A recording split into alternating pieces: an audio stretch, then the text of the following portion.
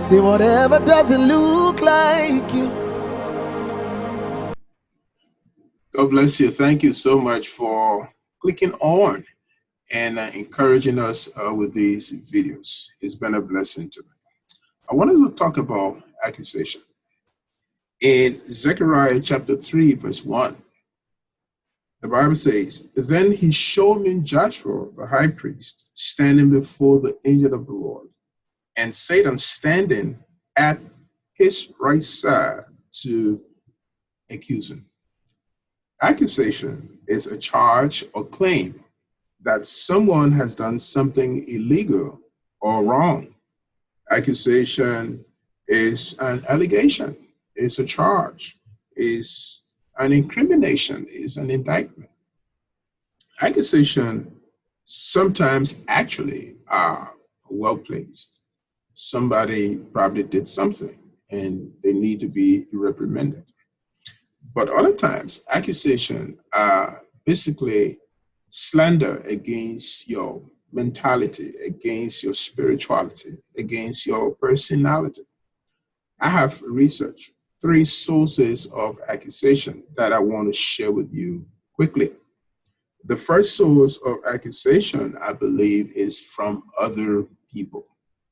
More often than not, you get accused by other people. They speak against things you've done or probably things you have not done. In fact, many accusations come from people who do not like you. They don't like your style. They do not like your mannerism. They do not like your decision-making skills. They do not like your leadership style. They will accuse you. And frankly, there are people who are actually false accusers. And I won't be shy to call them that. They accuse you of stuff you didn't do.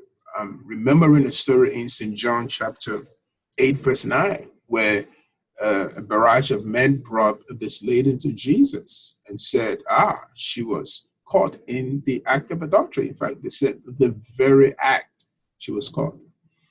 The funny thing about that story is, if it was the very act, at least the brother would have been probably more visible. But miraculously, he escaped the same, and the woman was caught. But Jesus, characteristics of his nature, he said, "Woman, where are thy accuser?" After he had pretended to be writing on the ground for a while. And she said, "None stay around if all left." And Jesus said, "Well, neither do I condemn thee. Go and sin no more." And so they accused her, but they couldn't defend why they said they brought her for judgment. And number two, accusation can come from yourself. You consciously afflict yourself with things you could have done right, things you thought you could do and you didn't do. It could be issues about relationship. It could be issue about job.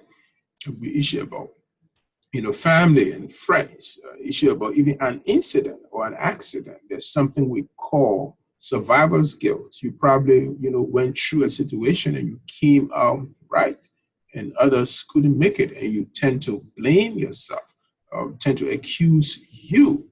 Most of the time, it's mentally, what could I have done right? How could I have fixed that? How could I have prevented that? It is my fault and all of that. So sometimes accusation comes from self. But ultimately, accusation number three comes from the devil. In Job 1, verse 2, and in Revelation chapter 12, verses 9 and 10, we see the enemy there being described, actually being underscored as the ultimate false accuser.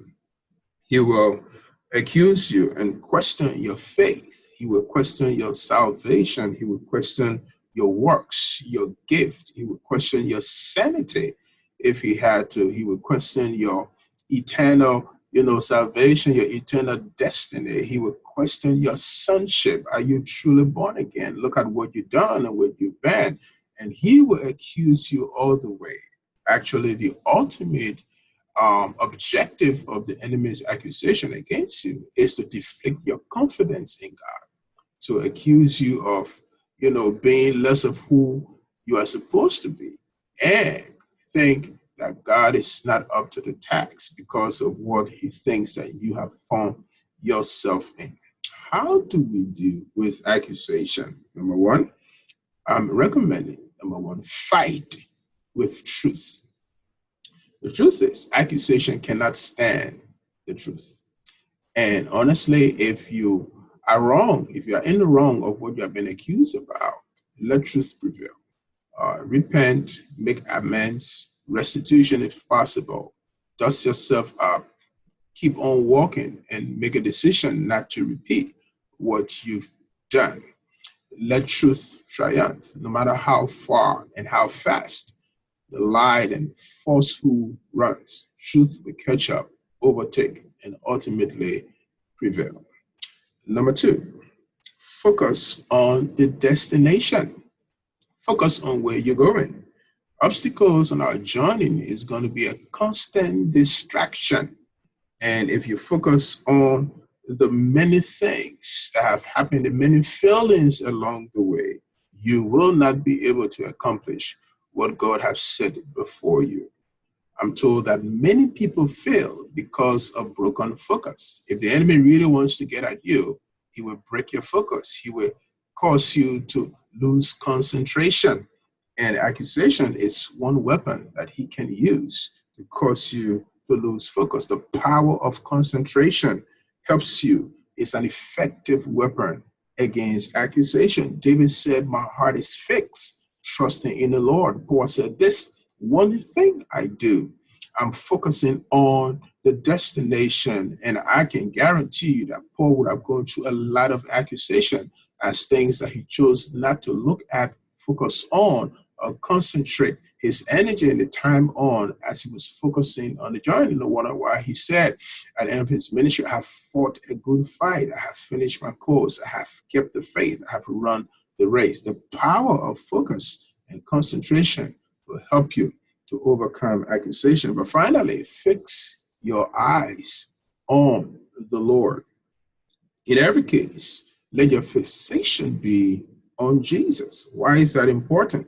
Because if the ultimate end of accusation is to deflate your trust and confidence in God, to cause you to focus on your weaknesses and your failings and all the tragedies that have happened in your life and all the mishap, then the enemy has placed you in a good space where he will not cause you to keep faith as you look to the author and finisher of your faith. So keep your confidence in God. The truth is, God is all-knowing. And whatever thing that have been laid against you, whatever accusation that have come against you, God, who is the God of truth, the God of all knowledge, he's able to vindicate your enemy. And he can bring all things to light in his time and make all things beautiful. Listen to what the psalmist wrote in Psalm 35, verse 20. They do not speak peaceably, but devise accusations against those who live quietly in the land. They never snare, they snare at me and say, aha, aha, with our own eyes, we have seen it. Most of the time it's lies. Verse 22, Lord, you have seen this. Do not be silent. Do not be far from me, Lord. Verse 23, awake and arise to my defense. Contend for me, my God and my Lord. Vindicate me in your righteousness. Lord, my God. I couldn't say it better than the word have declared. Let me encourage you. Keep your eyes focused on the Lord. He can vindicate you, and in his time, he can make all things beautiful. Those that accuse you, in your presence, you will see that they will affirm you. Until I see you again, remember, Jesus is your wisdom. Amen. Take it away.